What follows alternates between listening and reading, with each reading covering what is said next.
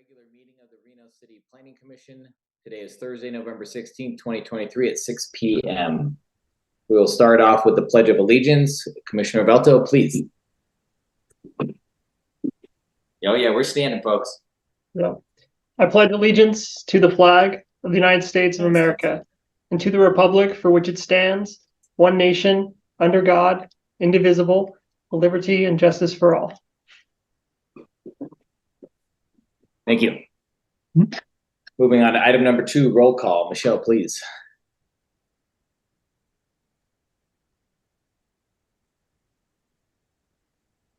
Harris Armstrong. Here. Manny Becerra. Here. Arthur Munoz.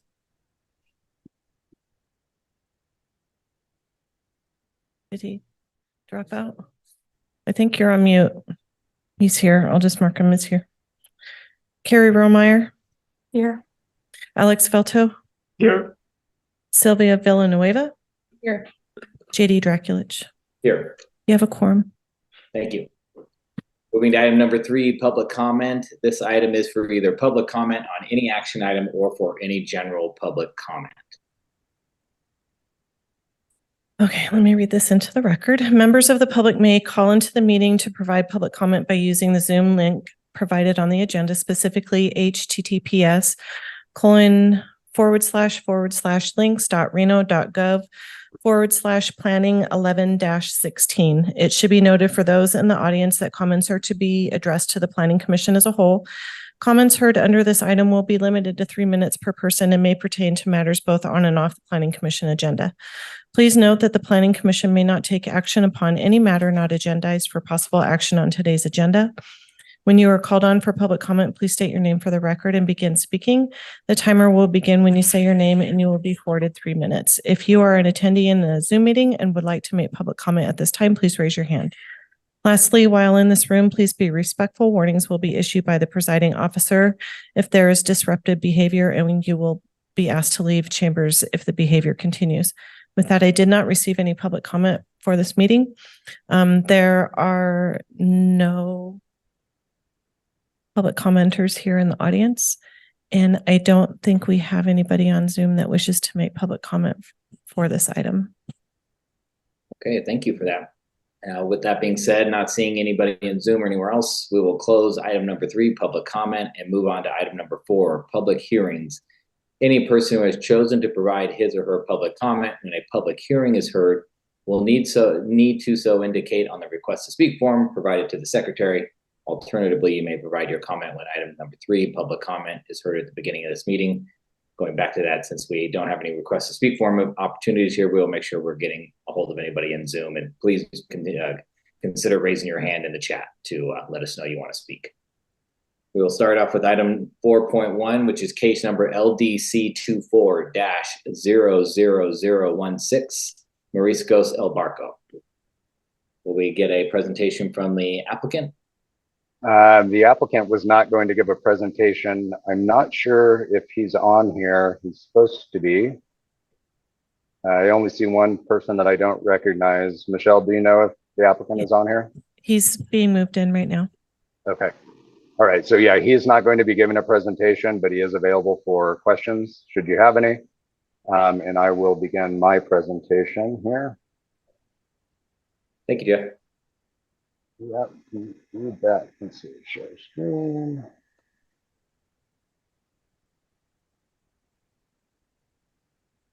Can you all see that? Yes. Yes. Okay. All right. So, as you indicated, Jeff Foster, Associate Planner for the record, bringing you tonight LDC 2410, which is Mariscos El Barco. The project, I have to minimize. Okay. So the project site is 1.71 acres.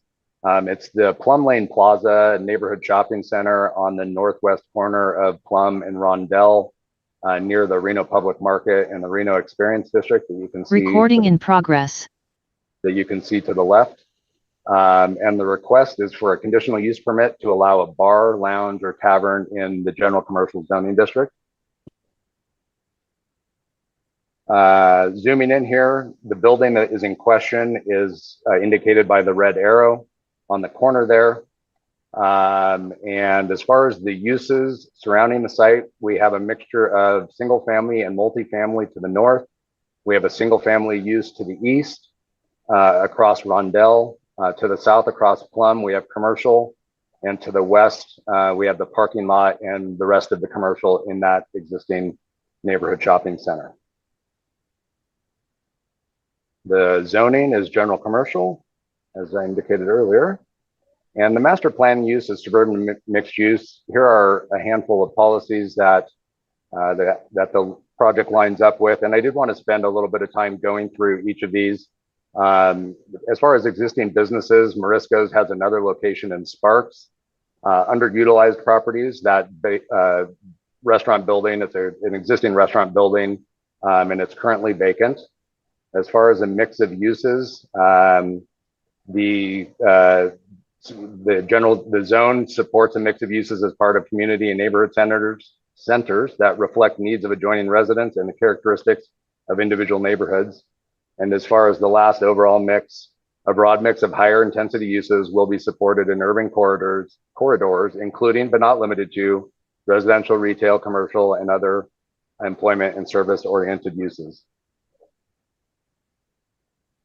So for the components of the project, it's an existing 3,902 square foot building, previously operated as El Pescador. The applicant has, the building has a small bar with 7 seats. The operations are 10 a.m. to 10 p.m., 7 days per week. And the applicant will also have a cabaret live entertainment use, which is indoor live music, i.e. A roving piano or guitar player. I don't know, not a roving piano player, a roving guitar player. That'd be pretty impressive to have a roving piano player. But they'll go around to the various tables. I'm sure you've all been to Mexican restaurants like that. That's the extent of the indoor live music. And this is a proposed family style restaurant with alcohol, and the bar requires a CUP. And the reason that this application is before us is because the customers can order directly from the bar. So by definition, that is a bar, and a bar in the GC zone requires a conditional use permit.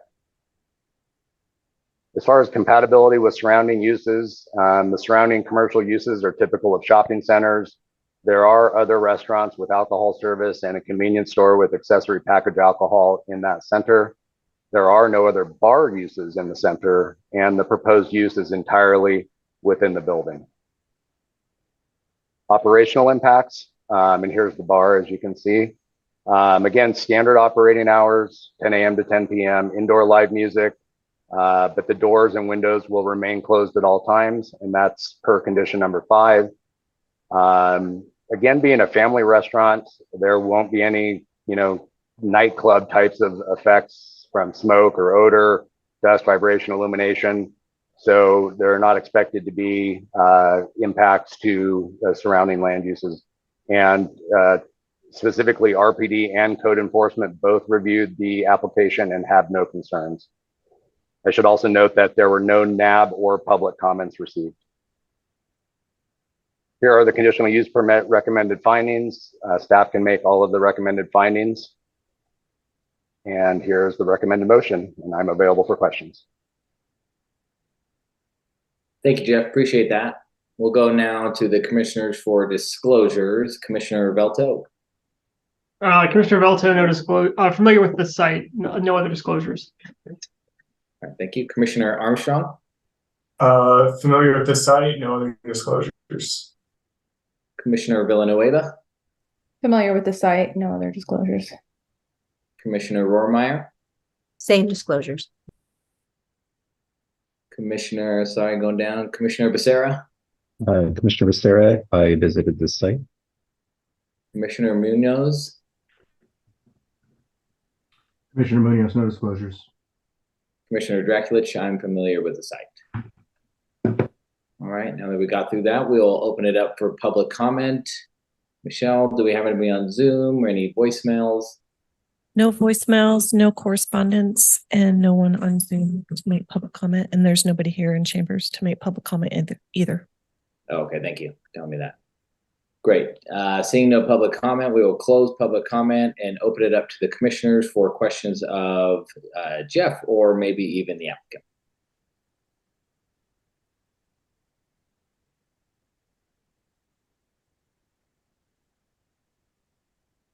Commissioner Becerra, please.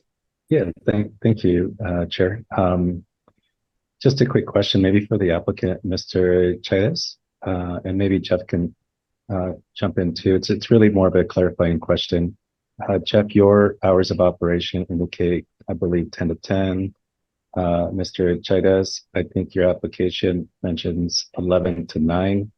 I don't necessarily think that's a deal breaker, but just clarifying question. What are the hours that you anticipate being open or running this restaurant? It's going to be 10 to 10. Oh, it will be 10 to 10. Yeah. Oh, okay.